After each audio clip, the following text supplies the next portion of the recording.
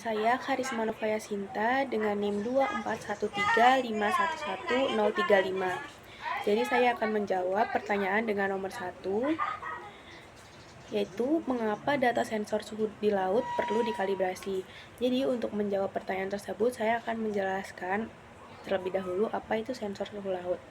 Jadi sensor suhu laut itu adalah alat yang digunakan untuk mengukur temperatur atau suhu yang ada di kolom perairan. Alat ini sering digunakan, jadi sering terpapar kondisi lingkungan laut seperti tekanan yang tinggi, korosi air laut, dan lain-lain sebagainya yang dapat berpotensi menurunkan akurasi pengukuran suhu atau menurunkan ketepatan pengukuran suhu laut.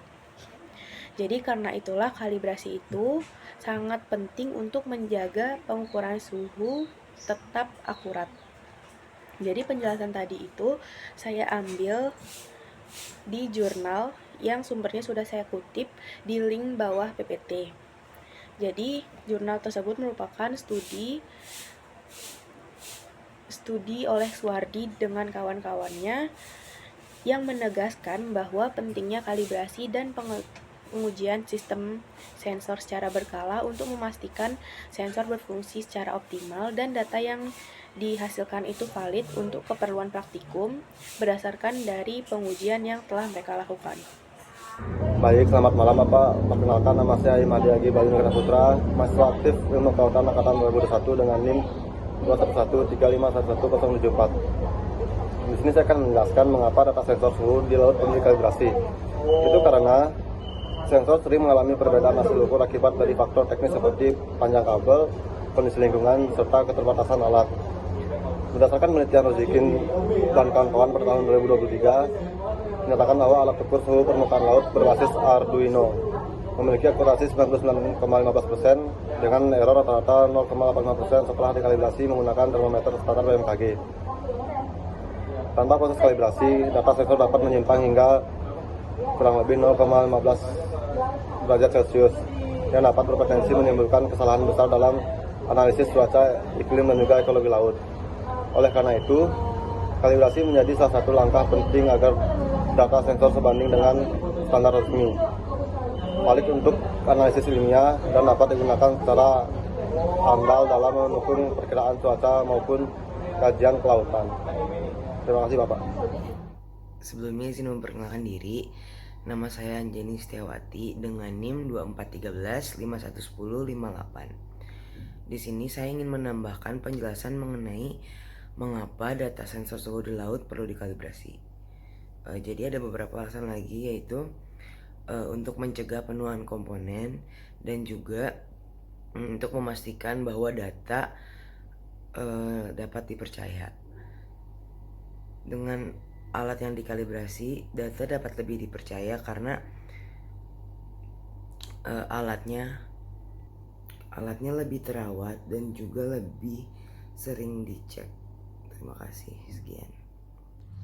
Halo semuanya, perkenalkan nama aku Iqbal Amrillah dengan NIM 24135111052. Di sini saya akan menjawab soal nomor 2, apa akibat jika error sistematis tidak diperbaiki. Error sistematis adalah jenis kesalahan dalam pengukuran yang terjadi secara konsisten dan teratur, sering disebabkan oleh faktor yang dapat diprediksi dan diulang dalam proses pengukuran atau eksperimen.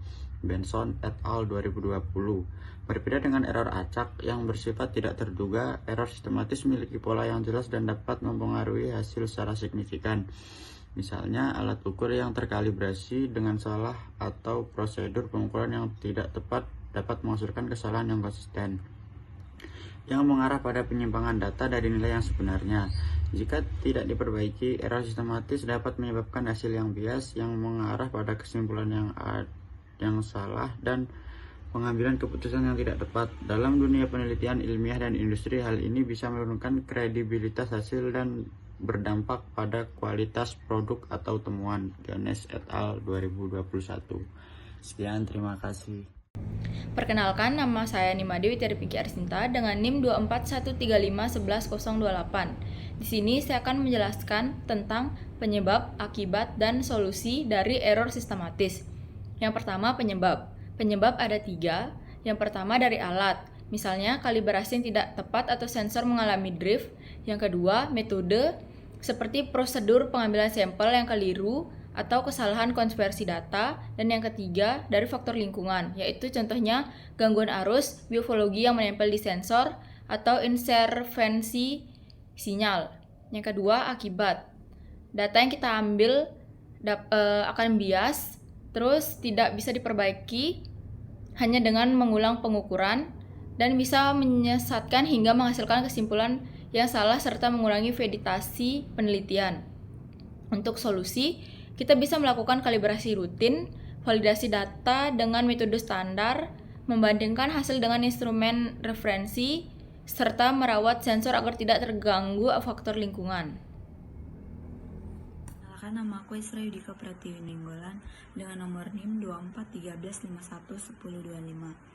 Baik, di sini saya akan menjelaskan error sistematis. Apa itu error sistematis? Error sistematis adalah kesalahan pengukuran yang terjadi secara konsisten dan berulang karena adanya faktor tetap yang mengaruhi hasil pengukuran. Di sini juga ada hasilnya. Hasil pengukuran akan selalu menyimpang dari nilai sebenarnya ke arah yang sama.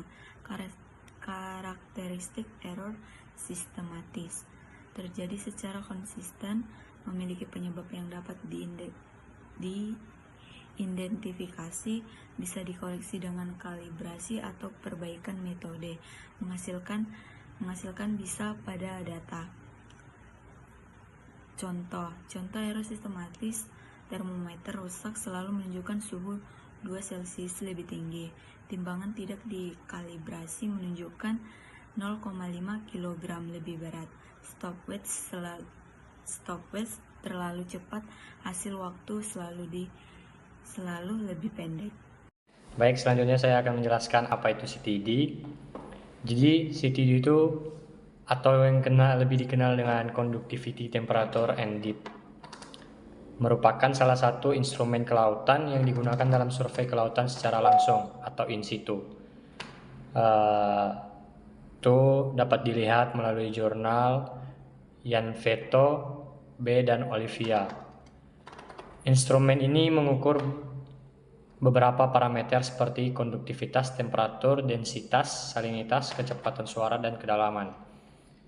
Nah, CTD memiliki sensor yang dapat memberikan data secara langsung mengenai kondisi fisik dan kimia di dalam kolom air, yang merupakan dasar penting dalam memahami dinamika laut melalui analisis sebaran parameter. CTD juga dapat mengidentifikasi pola-pola spasial dan temporal dari parameter-parameter oseanografi di lautan serta faktor-faktor yang mempengaruhi variabilitasnya. Jadi CTD ini merupakan suatu data yang diambil menggunakan alat.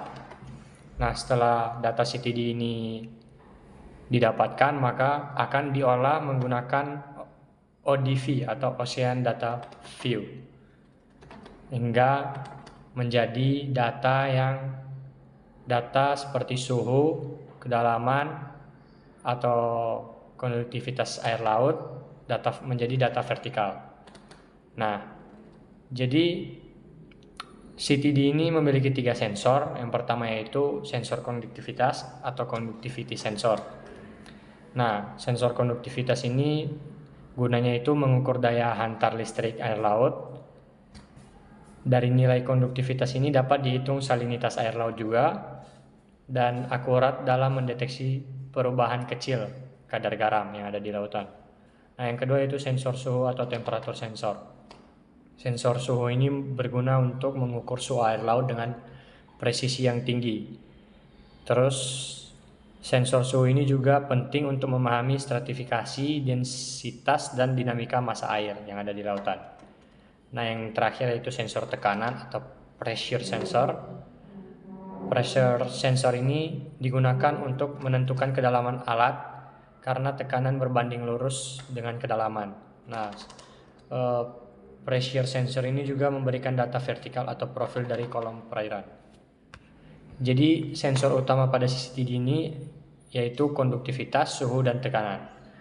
Lalu kemudian nanti digunakan untuk menghitung parameter turunan seperti salinitas, densitas, dan sound velocity. Saya Rahelsya Maharani Demerjo dengan NIM 2413511010. Di sini saya akan menjelaskan apa sih itu sinyal analog dalam instrumen CTD.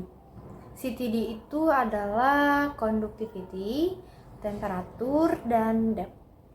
Di mana sinyal analog dalam instrumen CTD ini mengacu pada sinyal yang bersifat kontinu. Konduktivitas itu sendiri berfungsi mengukur kemampuan air laut dalam menghantarkan arus listrik. Lalu yang kedua itu temperatur, di mana dapat mengidentifikasi suhu air laut dari hangatnya suhu air laut maupun dingin.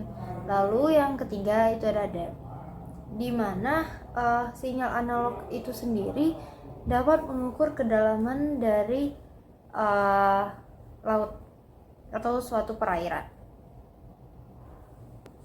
Baik, perkenalkan nama saya Amal Nurita Imaniar dengan NIM 2413511048. Jadi saya akan menjelaskan apa itu sinyal digital. Definisinya adalah sinyal digital adalah representasi data dalam bentuk diskrit 0 dan 1 yang diolah oleh perangkat elektronik atau komputer. Dan perannya sendiri itu adalah mengubah hasil pengukuran analog dari instrumen menjadi data yang dapat diproses, disimpan, dan dianalisis secara komputasi. Selanjutnya itu adalah prosesnya, yakni yang pertama adalah pengukuran, yaitu sensor menangkap fenomena fisik seperti tekanan, arus, cahaya atau dan suara. Selanjutnya melewati tahap konversi A atau D, analog to digital, yakni mengubah sinyal analog menjadi sinyal digital. Dan yang terakhir adalah pengolahan data, yaitu komputer atau microcontroller menganalisis, memfilter, dan menyimpan data. Dan untuk kelebihan sinyal digital adalah memiliki akurasi tinggi, mudah disimpan, dan dipindahkan. Selanjutnya minim gangguan atau noise dibanding sinyal analog, dan dapat diolah dengan algoritma atau statistik. Selanjutnya yaitu contoh penggunaan. Yang pertama terdapat CTD, yakni dengan konversi kedalaman, suhu, salinitas ke data digital. Selanjutnya itu adalah ADCP, yaitu dengan menggunakan arus laut direkam dalam bentuk digital untuk analisis kecepatan. Yang terakhir itu ada citra satelit atau Sentinel-2, yaitu data reflektasi dikonversi ke format digital untuk pemetaan. Terima kasih. Baik, izin Pak, saya IKD Agus Hadi Pradana dengan NIM 2413511041. Jadi di sini saya akan menjelaskan tentang perbedaan sinyal analog dan digital pada CTD. Jadi, perbedaan mendasar antara sinyal analog dan digital pada CTD terletak pada cara data dipresentasikan dan ditransmisikan. CTD analog mengirimkan sinyal listrik yang kontinu, yaitu bervariasi secara halus, yang nilainya berbanding lurus dengan parameter yang diukur seperti suhu atau tekanan. Sinyal ini rentan terhadap gangguan atau yang biasa disebut noise dan degradasi, terutama saat melalui kabel yang panjang. Baik, sebaliknya, CTD digital mengubah hasil pengukuran menjadi serangkaian angka biner dari 0 dan 1 di dalam sensor itu sendiri sebelum mengirimkannya. Hal ini membuat sinyal digital sangat kebal terhadap gangguan dan memastikan data yang diterima di permukaan sama persis dengan yang diukur di kedalaman. Menjadikan teknologi digital pilihan utama untuk instrumen oceanografi yang ada pada era modern ini. Terima kasih.